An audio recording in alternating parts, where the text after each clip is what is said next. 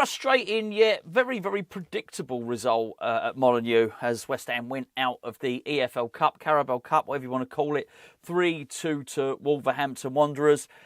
West Ham were the architects of their own downfall. A lot is said about how Graham Potter has been disadvantaged by what the club haven't done for him, how the club haven't supported him, how they haven't bought him the necessary players. And all of that is true. But that doesn't mean he is powerless to do anything. And it was very much Potter's decision to go with that team tonight. And it was very much Potter's decision at the very point where West Ham went 2-1 up to leave it and think, I'm going to see this out. This was very familiar to West Ham fans. This was the type of stuff which in many respects the mainstream media have forgotten about with David Moyes. This is the type of stuff which we absolutely hate. It's where we invite pressure upon ourselves and you get a self-fulfilling prophecy. The inevitable happens, which is you invite so much pressure upon yourself that the dam breaks. And that's exactly what happened tonight.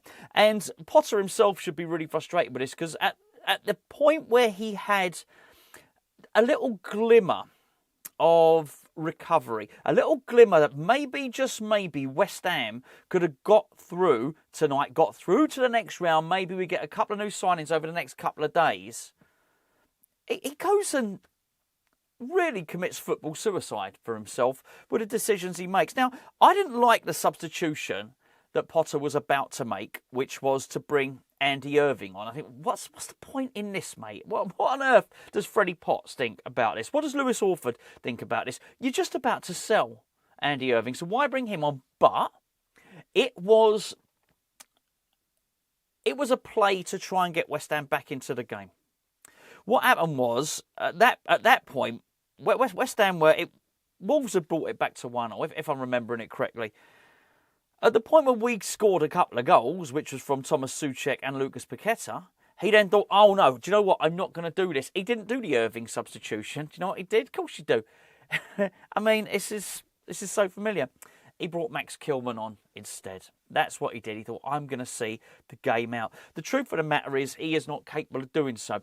And whilst he has not been supported by David Sullivan and Karen Brady, whilst he hasn't been given adequate players, that's on him. The way he reacted tactically, the way he didn't put a team out to win a game of football, and the way he is completely incapable of putting out an attacking team to attack the opposition for any length of time, that's all on him. He had other options, he just chose not to do them. Got desperate. Last 5 minutes, he chucked Wilson and Fulkrug on up front.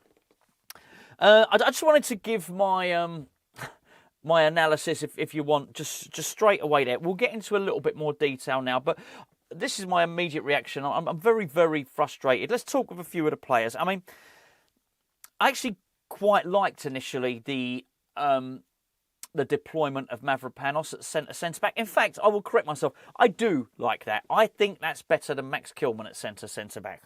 The problem is we invited so much pressure. Eventually it's going to give, and it did give, because Mavropanos got out-jumped by Strand Larsen, who came on. It was like taking candy from a baby when they brought that striker on. It really was. But we had invited so much pressure upon ourselves. Not only that, we'd given them nothing to think about with us going forward. It was easy. It was easy for Pereira, easy for the Wolves manager to just outwit Graham Potter. He should be embarrassed, quite frankly, by that. There's nothing new here. I'm just getting sick and tired of seeing this same old stuff. We actually started. We kept a lot of possession at the start. We were doing okay. Actually, Rodriguez, who started in midfield, was okay at the start. He was actually never. Even though he conceded a penalty, he was still better than Ward-Prowse. But he did concede a penalty, sort of clumsy old challenge at that point. I mean, what can you do? We conceded the penalty. Actually, I'll tell you what I didn't particularly like, though, looking at the penalty, was they hit the post with the penalty, and when it rebounded out, I thought Agurd's reaction was horrendous. I thought it was practically non-existent. in those instances, you want people that like defending. You know, you've played football, right? You know, you've played football, and when you go and play at the park, when there's a penalty, a load of you stand right on the edge of the box, and it then becomes a race. It's almost like the start of a sprint, because if you're a forward, if you want to get the rebound and you want to score, which is what they did. And if you're a defender, you want to beat the forward to the goal. You want to help your goalkeeper out. There was none of that urgency from a Gerd. I didn't like what I saw from him, actually. There were points when he was okay. But the other thing is, remember when I said the other day that I feel that James Ward-Prowse X Factor has deserted him? And when I talk about James Ward-Prowse's X Factor, I'm talking about his set-piece ability. Well, one of a Gerd's X Factors is actually his long-range passing. That's gone as well. And I've been saying this for a while. With the exception of Lucas Paquetá, I'm telling you, Graham Potter makes players worse. Anyway, that was that. I mean, there's just so much. Where do I start? Where do I continue? I've already started. We're 6 minutes in. James Ward-Prowse, frightening how slow this team is. You just can't put a midfield out like that. You know, eventually, it was, you know, eventually we succumbed to the pressure in as much as Rodriguez conceded the penalty.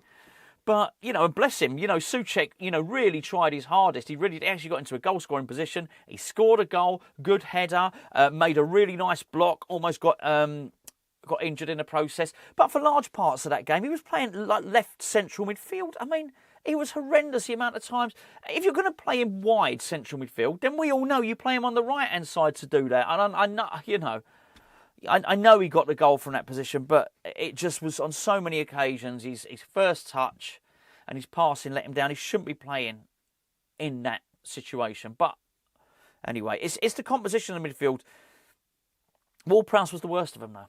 Ward-Prowse was the worst of them. The number of times he lost out on duels was unbelievable. There was one hospital pass that he played to Walker Peters, another hospital pass he played to Rodriguez. Rodriguez almost got injured. It was frightening. Some of the stuff was frightening. Actually, it seems to be like we're trying to play these triangles out of defence.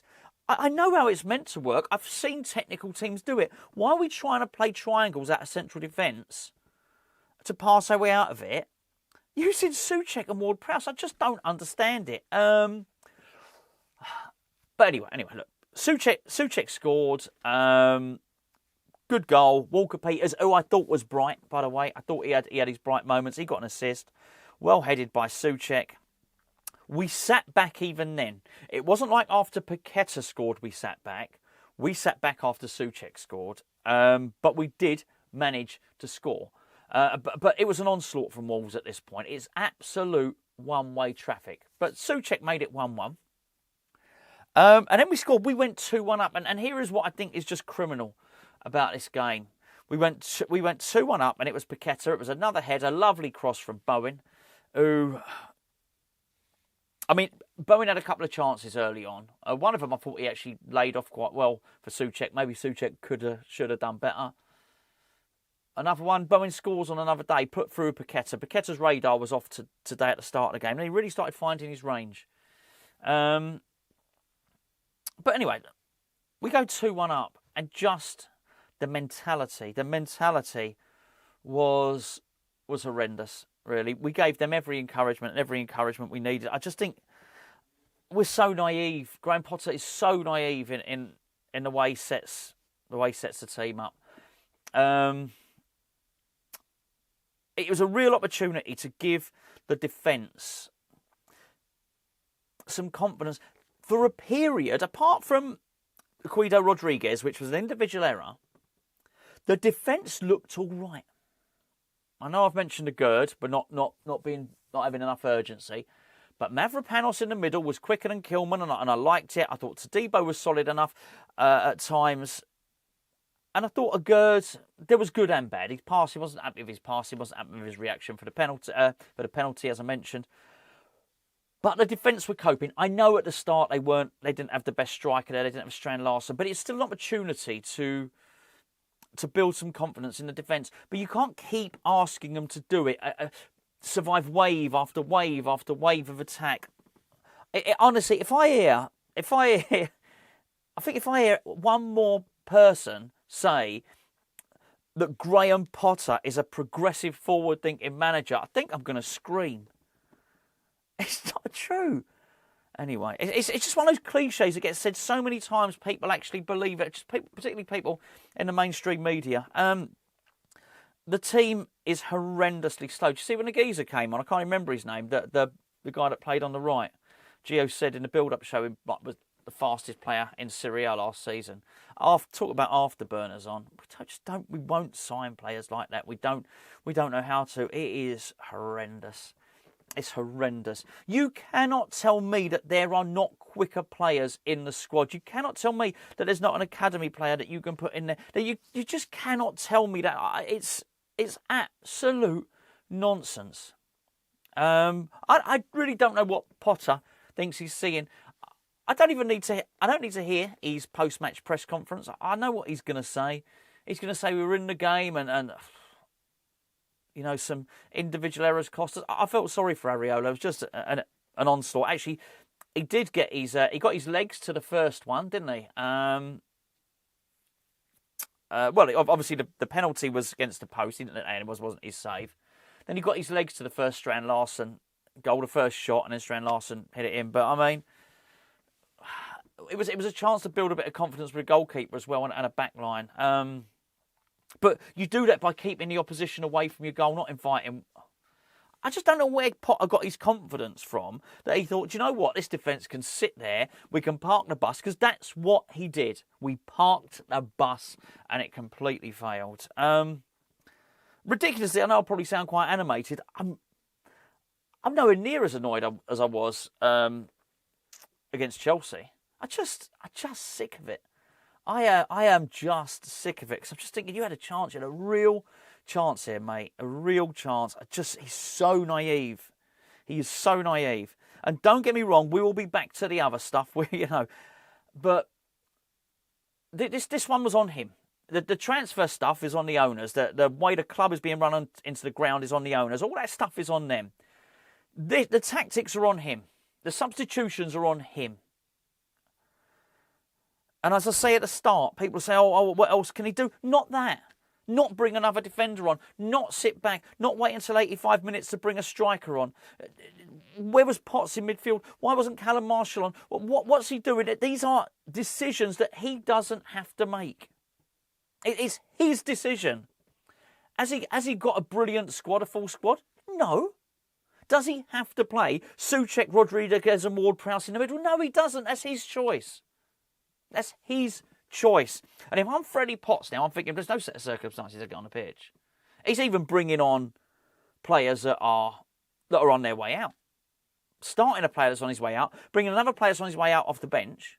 I'm thinking the transfer window. I'm thinking, get me out on loan. Get me out on loan. Get me out now. 5 days. Get me out of here.